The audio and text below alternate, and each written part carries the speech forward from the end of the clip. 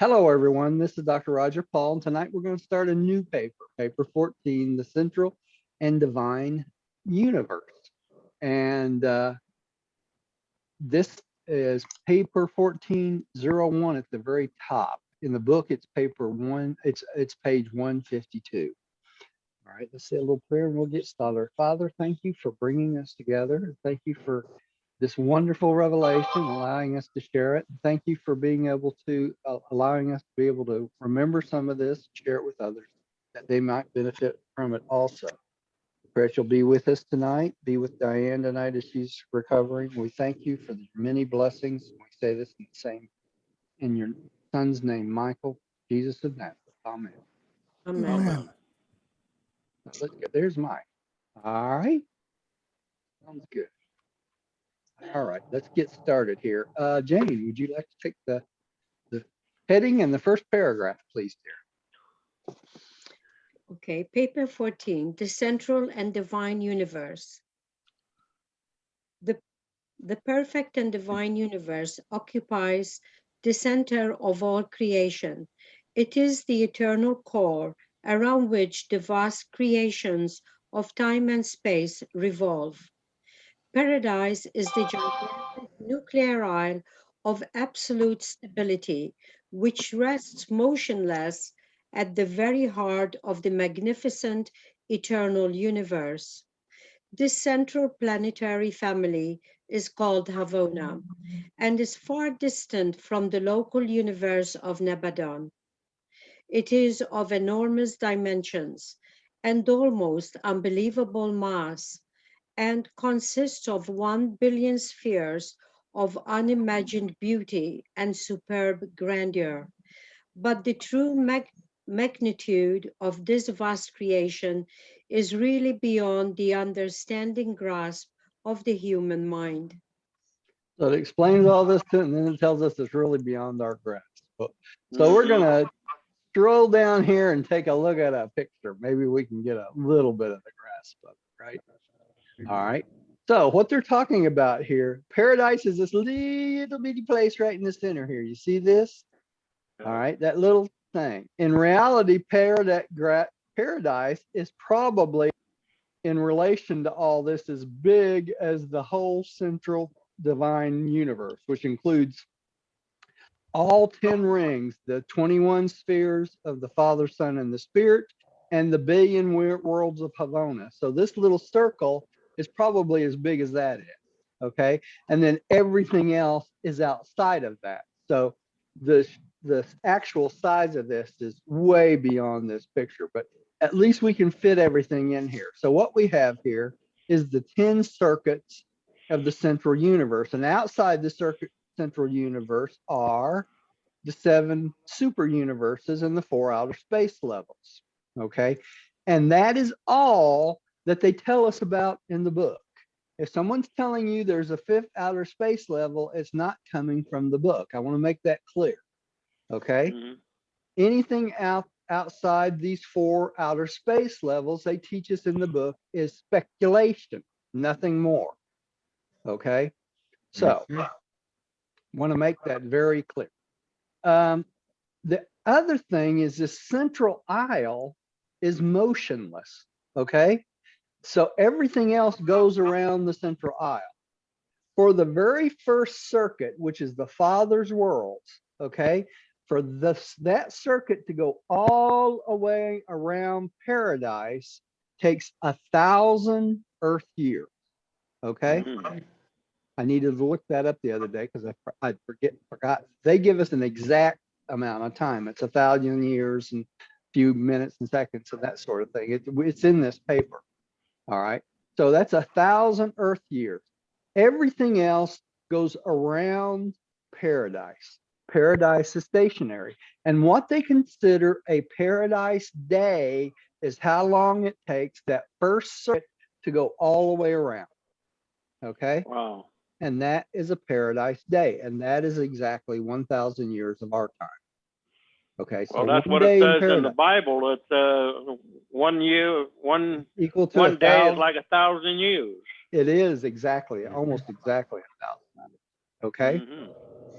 All right. It also tells us that all of this, even Havona, is far removed from what? Nebadon, the local universe of Nebadon. So if we said this is the seventh super universe, we're way out here on the very edge of the seventh super universe, and that's where Nabadon is. Okay, that's why we can see out into the first outer space level. If that weren't the case, if we were on the inside, we could not see out to the first outer space level, and we could not still see the central universe, Havona, and all that because of why? Because of the dark gravity body. Right. dark gravity bodies. That's exactly correct. If you see this picture behind me here, you can see this is the dark gravity space bodies, and we're going to talk about that a little bit more. This is a picture of paradise, the Father's, Son, and the Spirit's world. Let me move my head. That's these. And then each one of these is one of the circuits of Havona, these rings here. And outside of that is the two dark gravity body circuits. All right. And we're going to take a real good look at that when we get down there in just a minute. All right. So let's keep moving. Y'all have heard almost all of this before in the previous papers. I'm just trying to clarify it.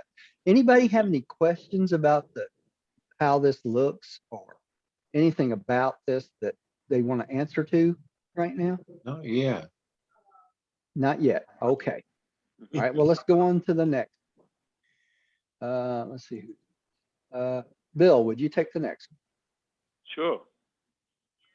This is the one and only settled, perfect, and established aggregation of worlds.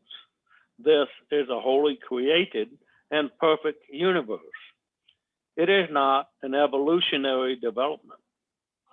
This is the eternal core of perfection, about which swirls that endless procession of universes which constitute the tremendous evolutionary experiment, the audacious adventure of the creator sons of God, who aspire to duplicate in time and to reproduce in space the pattern universe, the ideal of divine completeness, supreme finality, ultimate reality, and eternal perfection.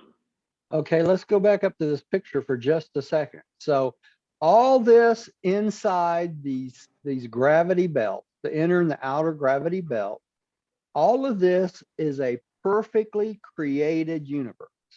Okay, it's not evolutionary, not at all. It is settled exactly the way it is. It'll stay exactly the way it is through all time and eternity. The beings created on it are perfect beings. Okay, they're created perfectly. So all the inhabitants of these seven rings of Havona are all perfect beings. They're not evolutionary. I want to make that perfectly clear. Now, what they can do is they can gain experience. And where do they gain experience? From us as we go through these worlds. They can become part of the experiential experiment, if you will, of the Supreme by helping us and learning from us. So they can gain experience even though they're perfect, but they are not evolutionary. And I want to make that clear.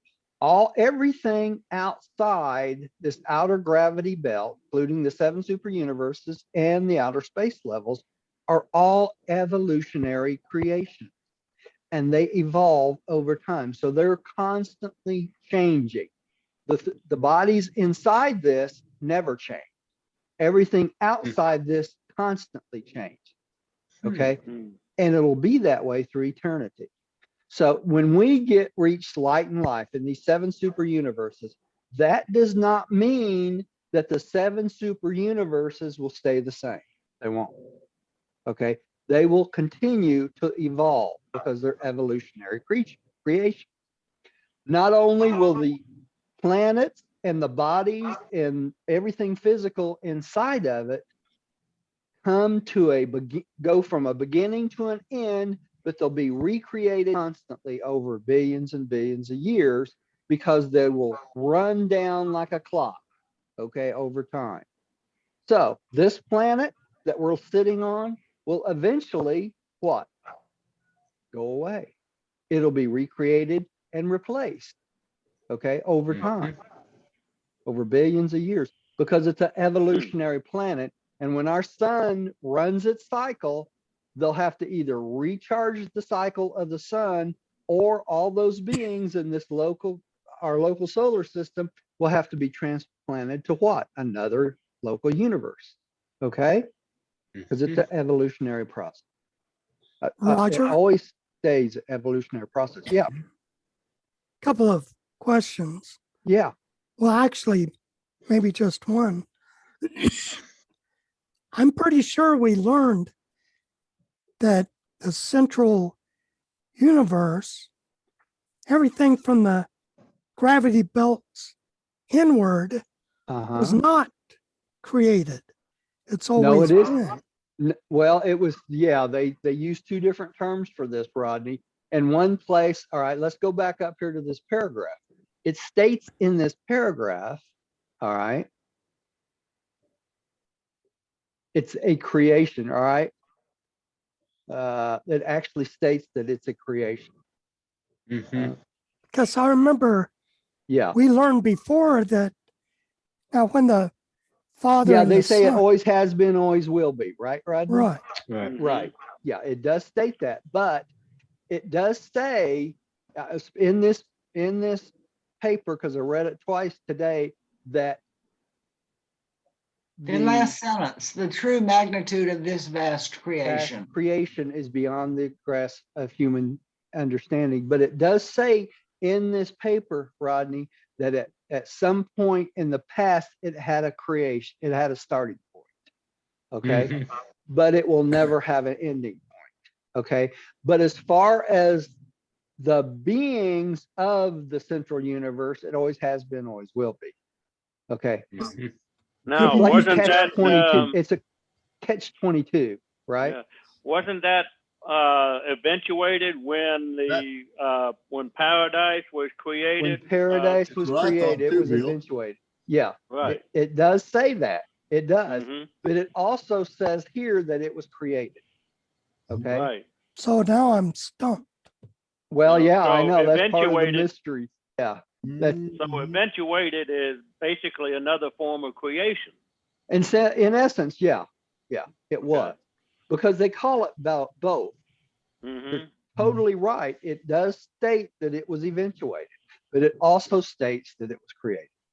Okay. Right. So you're not wrong. That's correct. It states both. All right, but it does say it had a beginning, even though it says in another place in the book that it had no beginning and has no end. So wait, where Right. does it say it had a beginning? In this paper, we're going to run Oh, across. okay. Yeah, we're going to run across it in this paper. I don't remember exactly where it was today. When I saw it today, I thought, what? Hello, Mike. You know, so I'm sure we'll run across it, and you'll catch it when we run across it. All right, because I was kind of shocked at it too.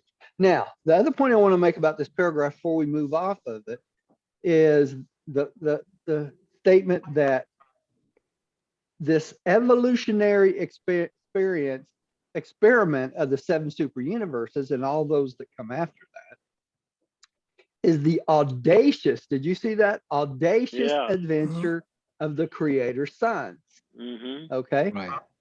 Who aspire to duplicate in time and reproduce in space the pattern universe. All right. So I'm going to give you another catch 22. Okay. It says that Havona does not have time and space, Right. just like Paradise, right? And yet it says here they're trying to reproduce in time and space the pattern of the universe. So you cannot duplicate a pattern completely. If you want to duplicate something, the 7 super universes wouldn't have what?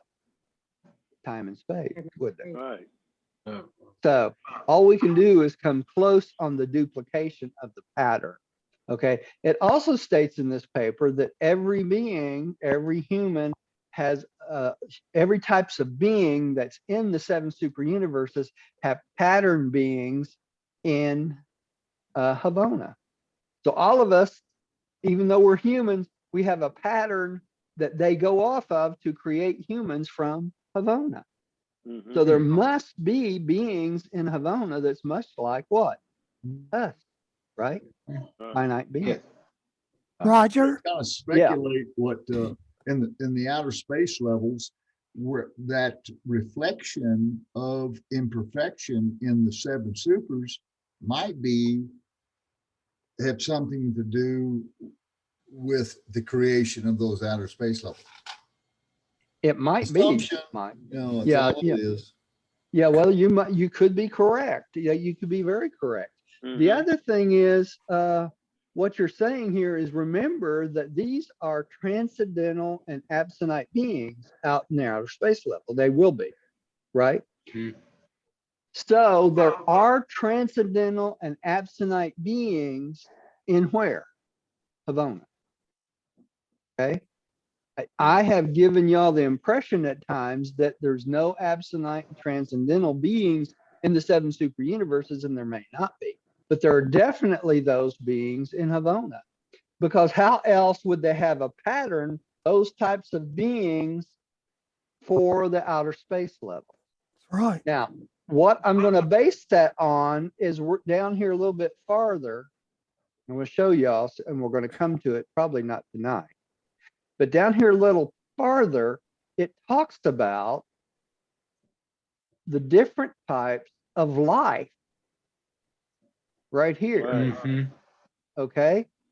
This is 14.4.1, and that's material, morontial, spiritual, absonite, ultimate, co-absolute, and absolute. Mhm.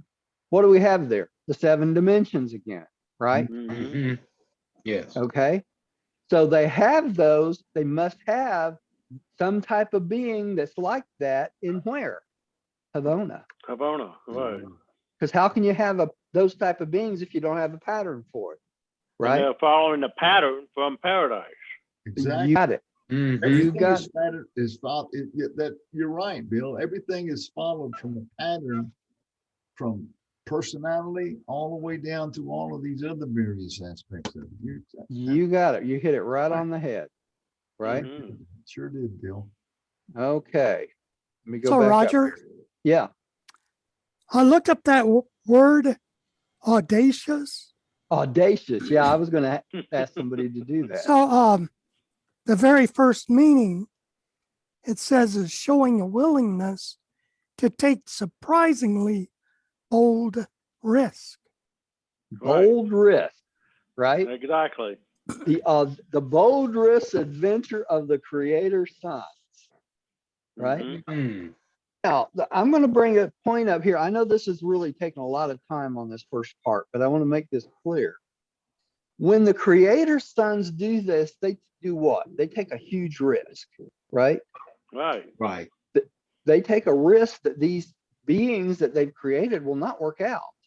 Okay. Mhm. It says Mhm. so in another place in the book that if their local universe fails, okay, that Mhm. they're responsible for doing what?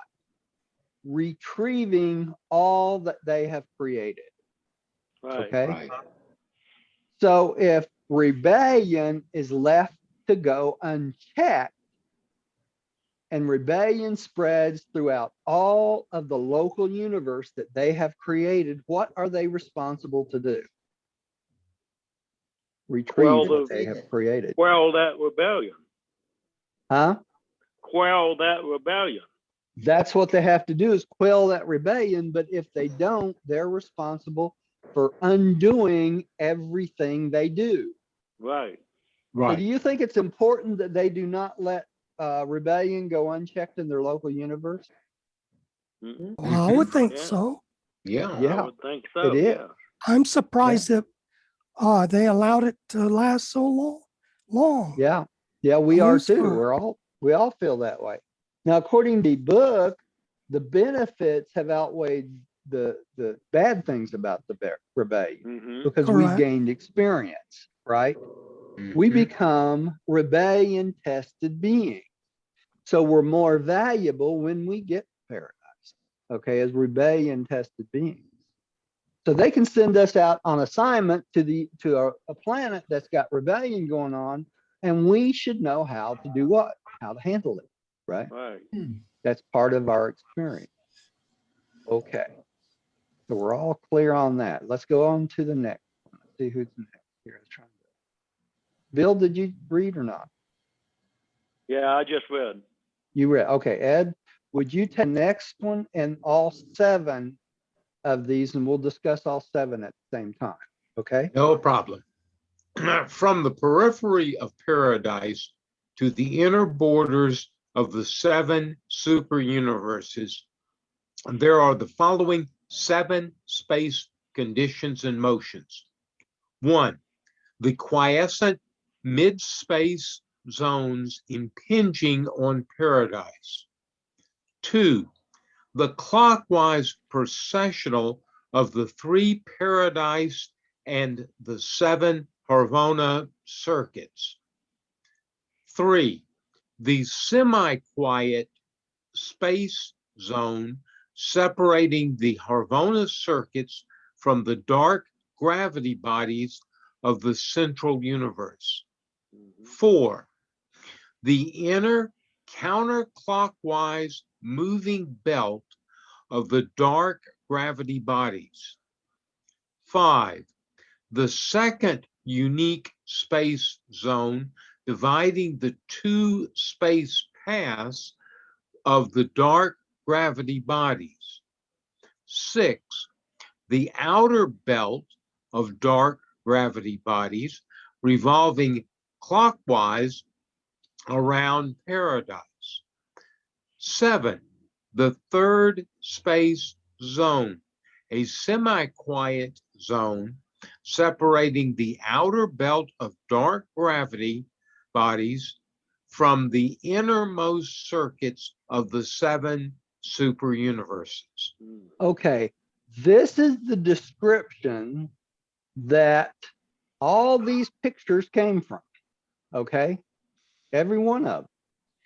And I want to make it clear that in between each one of these things they describe is areas of semi-quiet zones or areas where there's nothingness. Okay, that's what you could say. Mhm. All right, dark or empty space, if you would. The Okay, quiescent zones. quiescent zones they call them, right? And it, we went through this the couple 3 or 4 weeks ago about the directions of how each one of these go in different directions, like the 21 spheres go in a clockwise manner, right? The 7 rings of Havona goes in counterclockwise. All right. The first outer space zone goes in counterclockwise, and the outer goes in clockwise, right? And that's what this picture was about, right? Which direction everything moves in, and by these directional opposites, it helped maintain gravity. Okay, the pull of paradise. Okay, but I want to make it clear that in between paradise and each one of these types of rings and bodies and planets and things like that are these quiet zones, semi-quiet zones, okay, where there's no movement. They don't move, they stay stationary. Okay, just like paradise. You know, I've always thought of this as a gyroscope. And one moves one way, one moves the other way, but there has to be, because of the massiveness of the physical aspects of it, would cause absolute chaos on the edges. Yes, it would. The quiet zone in between is it's like a neutralizing zone in which there's not chaos, because they are moving in opposite directions, and it would, I mean, you can only imagine. Cookie, it's okay. It's okay. Jesus, come on. I got okay. Cookie, it's all right. It's all right. Yeah, you're okay. It's okay. Sorry. I got a senile cat. He every now and then he forgets where he is and he just starts screaming.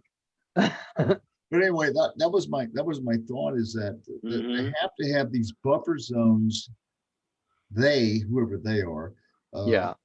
have to have these buffer zones because of these things moving in opposite directions. Yeah, I think you're right Allows for about that, Mike. And balance. even more on what the outer space levels, right? Right. The amount of mass, the hugest of the outer space levels, those buffer zones have to be bigger. And that's why they gave us those measurements of them being, go from 25 million light years to 250 million light, right? But the buffer zone has to be bigger because of the massiveness of the material in between each, of each one, right? Yeah, So, I think. Mhm. yeah, So, I think Roger, yeah. because there's absolutely nothing in these zones, then it just stands to reason that our type of light, material light, cannot penetrate. Probably not. I mean, even if we could see through the dark space bodies, Rodney, our light would probably not penetrate those areas because number one, it's massive. Okay, so we wouldn't be able to see that far. But the other thing is we don't know how light reacts in those areas, right? Well, It that's could fall including dead. Yeah, including starlight. yeah. So I don't see how we could see the first Bec- outer space Well, body. I'll give you one better than that. The outer dark body ring, okay, does not absorb light. Figure that one out. It Oh, I thought it also, did.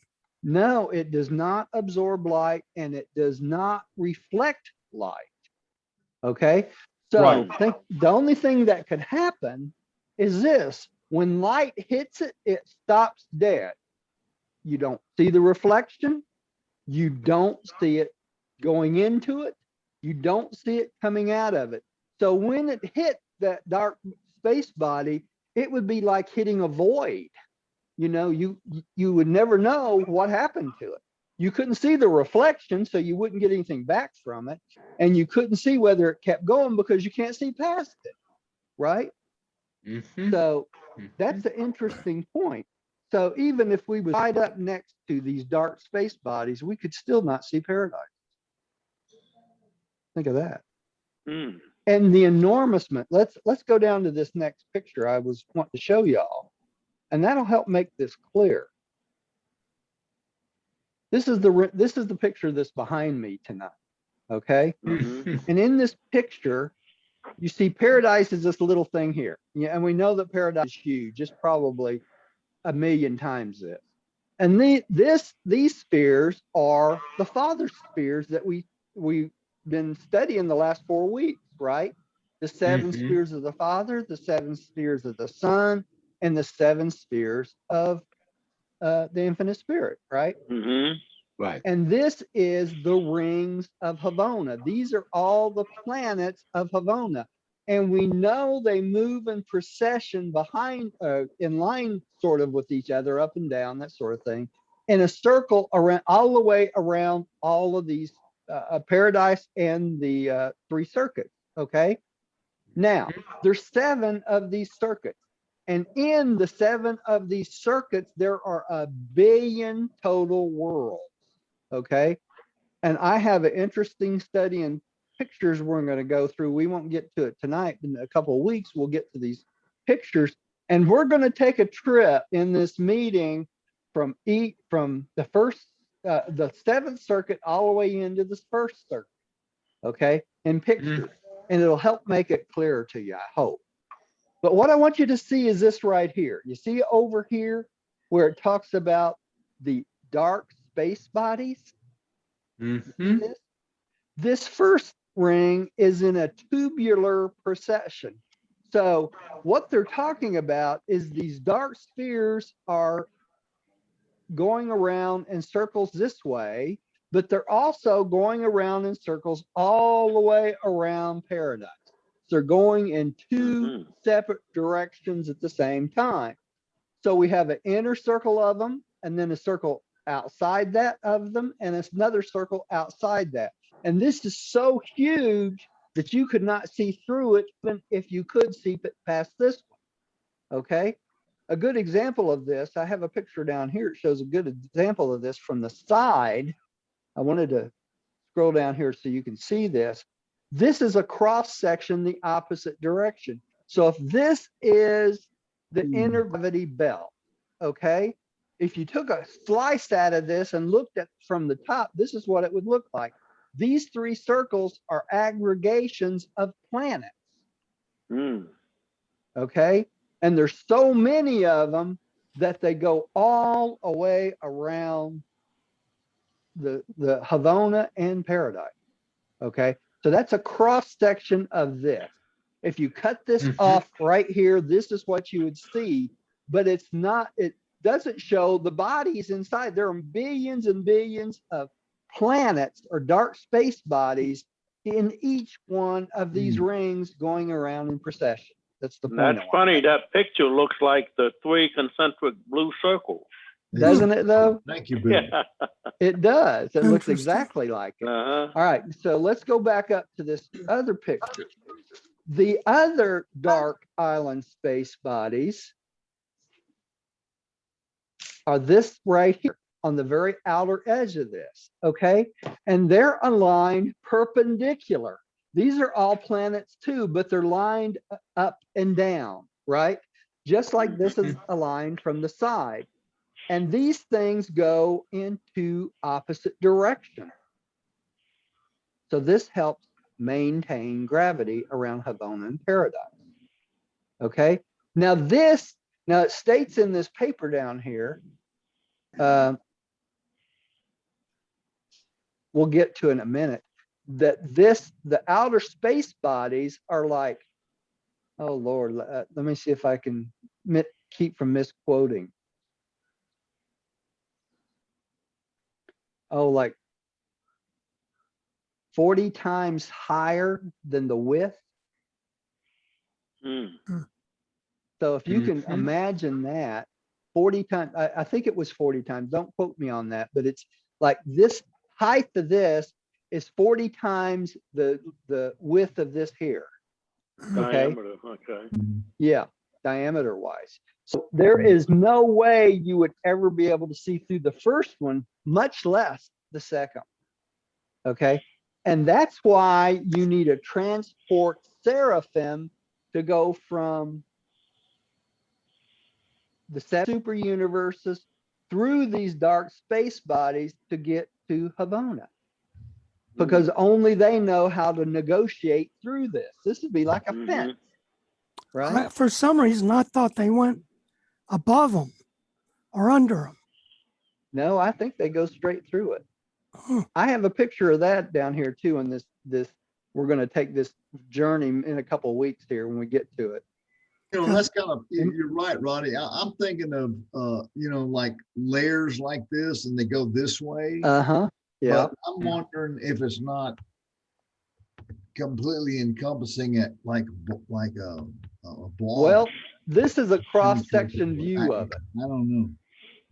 If this is a transport seraphim and we're leaving from Uverse and we're being transported to the pilot world of the 7th circuit, okay?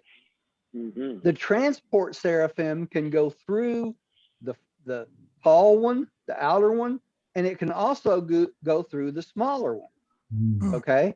That's what this picture is about. And you can see both of these are the inner dark gravity belt and look how tall the outer dark gravity belt is, okay? So it's only by transport seraphim that you can get through this. Now, we're going to find out in this paper later that we can negotiate earned space. When we get to Havona, we can move from planet to planet on our own, okay? But it's only earned space. If you have to go anywhere that's not earned space, you have to do it by a transport seraphim. Okay? So you know what's interesting is that you've got those colors, like these colors here that go from red orange, yellow, green, Yeah. blue. Those are the colors of the chakras of our own individual energy centers. And Yeah. it's interesting that these colors are all the colors of the rainbow. They are Yeah. the colors of the rainbow, and Yeah. how they're implemented even here. Ambusly back Yeah. to pattern, pattern, It is pattern, pattern. pattern. And the 7 dimensions too, Mike. You know, Indeed. we got Yes. the 7 dimensions, you got the 7 colors here, right? So everything always comes back to those 7. That, I mean, it's really quite amazing. Yes, it is. Okay, Roger, now I've lost. can I ask you a question before you move on? Yes, If I, please. Yeah. as you kept describing this, I keep it keeps coming to my mind when in that parable that Jesus was talking to the rich man, and he saw Lazarus, the poor man that used to beg outside, Right. right? Mhm. Right. And the guy asked, like the rich man asked Jesus, you know, could you have him go and tell my brothers that they shouldn't do what they were doing, that they need to change? And Jesus replied, I'm paraphrasing, and said, there is an abyss between them and you know, to go back, it's Yeah. impossible. Yeah. It kind of sounds like this explains that statement. Well, it does in a way, Jane, plus the fact that remember, we cannot return to even earned space from our original planet for 1 millennium, which is 1,000 years. Okay. Mhm. The reason they do that is they don't allow you to go back and talk to your relatives, your friends, or anybody that you've left behind. Okay. That's not allowed for 1,000 years, because by the time the 1,000 years has elapsed, everyone that you know, or your grandchildren or your grandchildren's children, have all passed. Okay. So what does that tell us about all these psychics that say they're talking to your relatives? They're fraud. They're frauds. They are. Yeah. They pretty much are all frauds. And that's an interesting point, because when William Sadler and Thurston and Houdini actually went during the period of when this revelation was coming through, their pastime was to go to these spiritualists or these mediums and disprove what they were doing. Okay. That was Houdini's favorite pastime, because you know why he did it? Is because he promised his mother and his children and everyone, if it was possible to send a message back to humans after you die, that he would do it. Okay. So he was waiting for a message from his mother, and he would go in and disprove all these mediums and these psychics that claim that they are talking to people. Okay. Right. And being the master magician as he was, he knew all the tricks, you know. So it was probably pretty easy for him to do. But it's interesting because William Sadler, Dr. Sadler, was part of this. Okay. Mhm. And that was during the time when this revelation was being revealed. So it's interesting that they didn't find any problems with this revelation. Don't you find that fascinating? You know, Mhm. kind of validates what they taught us. Mhm. You know, which brings up another point. We're talking about the central universe. Okay. This is all stuff we can't see. We have to take all of this description and everything this book says on faith, don't True. we? Mhm. Because you can't prove it. You can't prove divinity. That's just the way it is, right? So I come back to a point which I think is a very important point, and I want to make tonight, starting out this paper. This information, as far as I can tell, and as far as I'm concerned, for the last 40 some years that I've been studying it, is what? Fact. Mhm. It's Mhm. not just faith. To me, it's fact. So what this book has revealed to us, they say is good for 1,000 years, for the next 1,000 years. I believe it. I believe it's fact. Okay. Because everything they describe to us, we can't prove, can we? So we have to take it on faith. So you either take the whole thing as fact or you take none of it. Do you not? Mhm. You know? Right. When you read the Bible, I always try to stay away from what the Bible says this and what the Bible says that. But when you take the Bible, that is not considered fact. Why? Because it's considered inspired writings by men. And we know when men get involved, they always have a way to mess things up, don't they? Right? Yeah. Mhm. I mean, anyway, look at it. This is not written by men. It's not revealed by men. Okay. So it's not got that human problem that we have with the Bible. Okay. We can read the Bible, we can get inspired from it. A lot of the stuff we can verify through what? History. And that Right. is fact, is it not? Mhm. We can verify quite a bit of it. Other parts of it so far off base, it's ridiculous. You know, it really is. Mhm. So why do we believe this book? Because it's enlightened us and it gives us faith in what's to come, right? Mhm. That's the basis of it. And when we have a relationship with God the Father and we read this, that relationship with God the Father does what? Comes alive. Right. Not That it it becomes, it does. gives us meaning to our life. And Very much so. that's why we believe this book so much, you know. That's That's what it boils down to. in the Bible, it's like a combination of Psalms 46:10. That is, be still and know I am God. And then Yeah, but that's Isaiah still 30:21 is the voice behind you, your ears going to say, this is the path, go forward, whether you go to the right or go to the left. yeah, but that's And still just inspiration, is it not, Bill? It's it just is it's inspiration. It Yeah, is my personal experience when I was reading this book.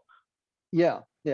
So that's the point I wanted to make, though, that to me, this book is fact. It's not just a revelation. It's the fact of reality. And It is. that includes, you know, people hate it when I say this, but that includes the cosmology. People that's reading the book, Right. read the book over time, try to break down the cosmology, says this can't be true and this can't be true or this can't be true. That's because the way we perceive the universe is where we are in the universe. Okay. Right. So all these measurements and all these is not going to come out exactly right because we perceive it from one point. Somebody on the other side of the universe is going to perceive it from something like totally different because of where they are and where we are, right? So when these people come along and say this is cosmologically wrong, I let those things fall right off my ears. You know, it's a lack of understanding of the revelation as far as Right. I'm concerned. Right. Mhm. Right. And you'll have people tell you that, even that's been studying the book for years. And that's the name of that game. That's all I have to say on that. Man. That's my preaching for tonight, y'all. I don't even charge you extra for that, okay? All right, let's go on to the next paragraph. Get one more paragraph in here before we quit tonight. I don't even remember who was reading now. Who hadn't had a chance to read? Rodney, did you read yet? No, I haven't. Okay, you want to read this one? So 1-9, correct? 1-9. Yeah. The billion worlds of Havana are arranged in 7 concentric circuits immediately surrounding the 3 circuits of Paradise satellites. There are upwards of 35 million worlds in the innermost Havana circuit and over 245 million in the outermost, with proportionate numbers intervening. Each circuit differs, but all are perfectly balanced and exquisitely organized, and each is pervaded by a specialized representation of the infinite spirit, one of the seven spirits of the circuits. In each addition to other functions, this impersonal spirit coordinates the conduct of celestial affairs throughout each circuit. All right, I want to bring something to mind before we explain this. Notice here it says this impersonal spirit coordinates. You see that? Remember the other night when we were talking about the sun's worlds and how the beings were impersonal? They did not have personality. Here's a perfect example of an impersonal spirit. Okay. All right. Let's look at this paragraph a little more. Each thing is arranged in 7 concentric circles around paradise and around. Remember, there's the 21 satellites around paradise first, and they're not on here. But all these worlds go in basically succession behind each other in perfect order in 7 circles. Okay. The innermost circle has 35 million worlds. That's this one right here. That first circle has 35 million worlds. And the last one has what? It says here 245 million. Whoa. 245 million planets or spheres that go around the outer circle. And then they have different numbers, millions of planets around each one. Now, each and every one of these planets are unique, just like we are unique. Okay. So we get to visit every single one of them, and there's a lesson to be learned on every single one of them. So if you spend a year on on each one of them, how many years would you be there? A billion years. That's right. A billion years. Now, keep in mind the creator sons went through all these worlds just like we did. Okay. We did. So why do you think a creator son, it takes them a billion years before they even start on their local universe? What do you think they're doing? This right here, right? They're gaining experience, right? Just like we have to do. So we're not special. We have to do the same thing the creator sons. And this is another view of the billion world of Havona and the sacred spheres. I think I'm going to see where we are here. I think I'm going to quit there because we're going to get. Let's take one more, and then we'll stop on that. Millie, would you take the next one, please? The Havona planetary circuits. The Havona planetary circuits are not superimposed. Their worlds follow each other in an orderly, linear procession. The central universe whirls around the stationary Isle of Paradise in one vast plane, consisting of 10 concentric Havona worlds. Physically regarded, the Havona and Paradise circuits are all one and the same system. This separation is in recognition of functional and administrative segregation. Okay, so these 7 circuits, all right, follow each other in a circular manner all the way around the spheres of the Father, the Son, and the Spirit. So that makes 10 circles. If you look up here at this circle, you got the 7 circuits, and then you got the 3 circuits down here. See this? So that makes 10. Okay, and that's considered the central universe. All right. And they all follow each other in procession around each other. Now, they're not going to be perfectly aligned. They probably are, move up and down, that sort of thing, but they're all in a circle. All right. But they're all considered all the same system. This picture is showing what? The system of Havona and Paradise. Okay. This is all part of the same exact system. And they all go around paradise, and paradise being stationary. All right. Right. And I'm going to wait to go into the time till next time, since we're out of time tonight. All right. Well, you have to wonder what all these planets are all about, but this says it's function and administration. They're separated in recognition of function and administrative segregation. So each one of them has a different function, don't they, Millie? It And they're sounds like it. yeah, every single one of them, 1 billion functions. Now remember, there's other functions beside the ascension plan, right? There's a lot going on in the universe. You know, but I also we can't wrap. we have I to can't. travel as finaliters. We have to go through all these worlds, and Yeah, so yeah. we're going to be experience all the various functions of those billion worlds. We do. Every one of them, right? And we do that before we become finaliters, Mike. Well, before Then we go okay. back. Yeah. We We go gotta back get- and I mean, serve. there's a lot Yeah, to we get gotta. to being a finaliter. There obviously. is. Then we got to go back and serve on those same worlds as finaliters, helping others, Mhm. right? Right. So we got a lot to do over the next few billion years, right? Sure. We can't get in too much of a hurry. And you know what's funny about it all? All this garbage that we're going through on this planet won't mean a thing. Well, That's good. it'll be a past memory that will fall away like scaffolding, as they say, right? Yeah. So let's not get too concerned about what's going on in this world. Let's say a little prayer and we'll close for tonight. Father, thank you for bringing us together tonight. I want to thank you for helping my wife make it through her difficulty today in her surgery. We thank you for these people that come and listen to our meetings. We thank you for those at home that come and listen. We hope they all benefit from it.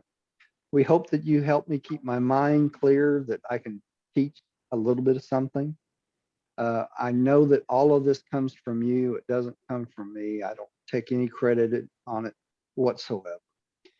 We thank you for the ability to do this. We thank you for the people that come and love each other and share with each other. And please watch over us. Help us get through this crazy world. Please watch over our health and our families each day. And we thank you and give you the praise in your son, Michael, Jesus of Nazareth. Amen. Amen. Yeah. Thank Amen. you for y'all's at home. Let me stop. Thank Amen. you. Give our love to Diane.